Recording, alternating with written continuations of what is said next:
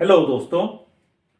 आज का टॉपिक है वही पॉवर्टी एंड अनएम्प्लॉयमेंट का। तो भारत में गरीबी का निर्धारण। तो भारत में गरीबी का निर्धारण जो है कौन करता है। तो इसमें हम लोग सबसे पहले देखते हैं कि भारत में गरीबी जो है उसका अनुमान कौन लगाता है। कौन अनुमान लगाता है? तो एनएसएसओ। एनएसएसओ एनएसएसओ क्या होता है कि नेशनल सैंपल सर्वे ऑर्गेनाइजेशन। ठीक है। तो नेशनल सैंपल सर्वे ऑर्गेनाइजेशन द्वारा निर्धनता का अनुमान, पॉवर्टी का अनुमान जो था प्रिडिक्शन, तो हेड काउंट रेशियो विधि द्वारा किया जाता है।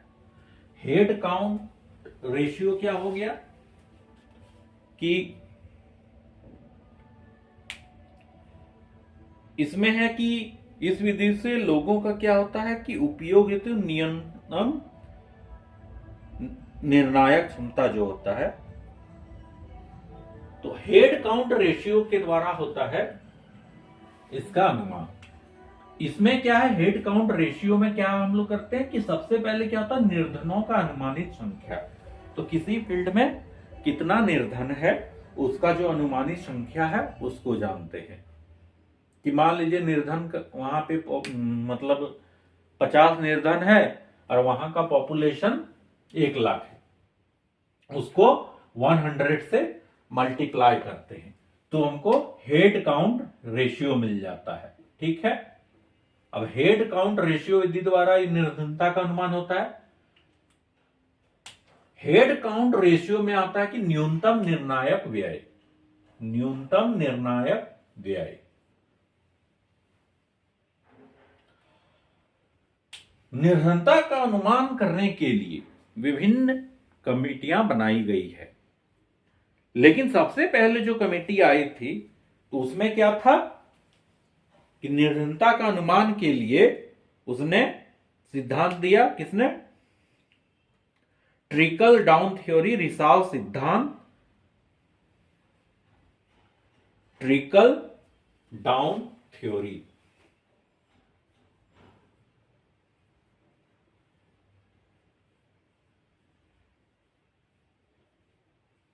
इसमें से क्या रखा गया निर्धनता के लिए कि लोगों का जो है पर कैपिटा जो है, जीडीपी जो है वो अगर बढ़ा दिया जाए, जीडीपी अगर हम लोग बढ़ा देंगे तो निर्धनता स्वतः ही कम हो जाएगी। मतलब जीडीपी का यहाँ पे मीन्स हो गया सकल घरेलू उत्पाद, ग्रॉस डोमेस्टिक प्रोडक्ट। ये चीज यहाँ पे इस थ्योरी में बताया गया।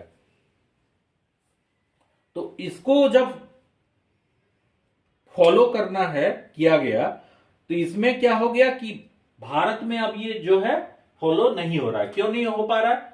क्योंकि सबसे पहले क्या है कि जो एग्रीकल्चर का जो रेशियो है वो बहुत कम हो गया है और प्राय जो पॉवर्टी लाइन से ये नीचे है ये है तो एग्रीकल्चर पर ही डिपेंडेंट है। तो ये चीज यहां पे फ्लॉप हो रहा है। ठीक है। और जो छोटे छोटे गांवों में उद्योग होते थे, लघु कुटीर उद्योग, वो चीज भी बंद हो जा रहा है, ज्यादा विकास नहीं हो रहा है। ठीक है। इसके चलते ये थ्योरी क्या हो जा रहा है, फॉलो नहीं हो पा रहा है। ठीक है। अगला है सूक्ष्म उद्योग, लघु उद्योग। ये सब में भी जो है इसका ना संरक्षण हो पा रहा है, ना उतना इनको फंड मिल पा रहा है, ना मेंस पावर मिल पा रहा है। ठीक है। जिसके चलते ये थ्योरी क्या है कि फॉलो नहीं हो पा रहा है। ठीक है। अगला देखते हैं। इसके अलावा भारत में जो सबसे ज्यादा निर्धनता का अनुमान लगाने के लिए जो कमेटी का सिफारिश माना गया है वो है तेंदुलकर कमेटी। यहां पे तेंदुलकर सचिन तेंदुलकर नहीं है था ना, आए और तड़वातोड़ करने लगे वैसे नहीं है, यहाँ पे है तेंदुलकर कमेटी। तो तेंदुलकर कमेटी ने अपना जो दिया तो इन्होंने क्या माना तेंदुलकर साहब ने कि हम तो 2 मानक मानेंगे, एक रूरल के लिए एक अर्बन के लिए। तो एक ग्रामीण और एक शहरी, 2 मानक इन्होंने माना। अब ग्रामीण क्षेत्र के लिए इन्होंने एक मानक रखा कि एमपीसीई जो है पर कैपिटा इनकम जो होगा तो 816 रुपया से जो कम है निर्धन होगा, और इसमें शहरी के लिए माना गया कि 1000 से अगर कम होगा तो वो निर्धन होगा। तेंदुलकर साहब की ये सिफारिश जो आई तो उसके अनुसार क्या है कि उन्होंने कुछ शर्तें भी रखी कि सबसे पहले क्या रखी कि ऊर्जा के साथ शिक्षा स्वास्थ्य पर जो न्यूनतम खर्चा है उस पर भी ध्यान रखना होगा कि ऊर्जा के साथ जो शिक्षा और स्वास्थ्य के न्यूनतम खर्चा पे ध्यान रखना होगा। दूसरा है उन्होंने बोला कि रूरल और अर्बन का जो पॉवर्टी लाइन बास्केट है एक समान होना चाहिए, कि रूरल में ये नहीं होना चाहिए कि 816 है तो वहां पे 3000 है, ऐसे नहीं होना चाहिए। ठीक है, पॉवर्टी लाइन बास्केट एक समान होना चाहिए। यहां पे है कि पॉवर्टी लाइन बास्केट क्या होता है। पॉवर्टी लाइन बास्केट ये नहीं होता कि एक बास्केट है उसमें पॉवर्टी लाइन लिख दिए, वो पॉवर्टी लाइन बास्केट नहीं है। यहां पे पॉवर्टी लाइन क्या है,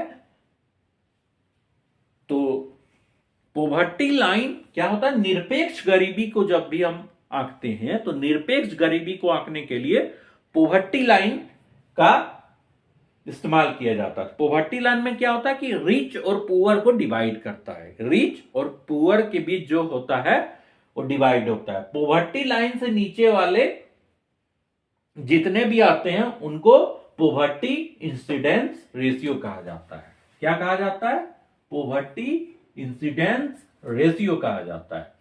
पॉवर्टी लाइन में क्या है कि विभिन्न ग्रामीण और शहरी क्षेत्रों में जो एक मानक रखा जाता है कि मान लीजिए 50 रुपया कमाने वाला जो है उससे नीचे वो गरीब होगा, और शहरी में 100 रुपया कमाने वाला से नीचे जो है वो गरीब होगा। तो उस दोनों के लाइन जो है, जो एक हो गया रूरल और अर्बन के बीच, ठीक है, इनकम का, तो उसको पॉवर्टी लाइन बोलते हैं। ठीक है, अब यहां पे ये हो गया।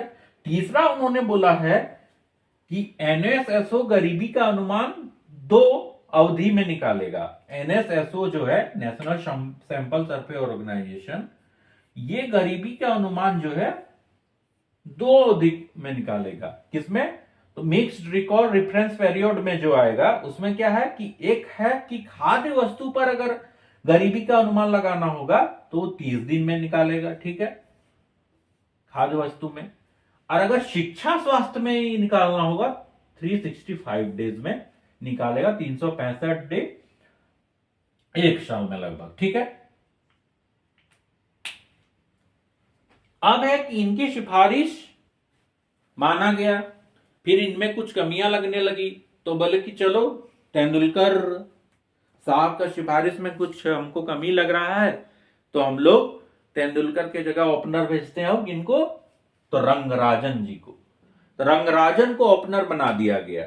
ठीक है, अब यहां पे कौन ओपनिंग करेंगे, तो रंगराजन। तो रंगराजन विधि में जो किया गया तो इन्होंने भी बोला हम भी अब एक रूरल में डिवाइड करेंगे, एक अर्बन में करेंगे। तो रंगराजन जी का जो सिफारिश था उनके अनुसार था कि पर कैपिटा इनकम जो है इन्होंने बढ़ा दिया कि रूरल के लिए 972 रुपया होगा और अर्बन के लिए 1407 रुपया होगा। क्या होगा कि रूरल के लिए 972 और अर्बन के लिए 1407। ठीक है, रंगराजन जी ने भी अपना बता दिया कि रूरल अर्बन के लिए इतना होगा। ठीक है, इन्होंने क्या कर दिया कि एमपीसी को हाई कर दिया, इसको जो है हाई कर दिया, और ओवरऑल जो गरीबी निकाला तो कितना निकाला, 29.9%। ये उनका रेशियो आया कि इतना परसेंट गरीबी का है। ठीक है, और तेंदुलकर जी में गरीबी कितना आया था, तो 21.9%, इतना परसेंट गरीब है। ये रेशियो कब आया था तेंदुलकर जी का, तो 2011-12 में ये रेशियो आया था।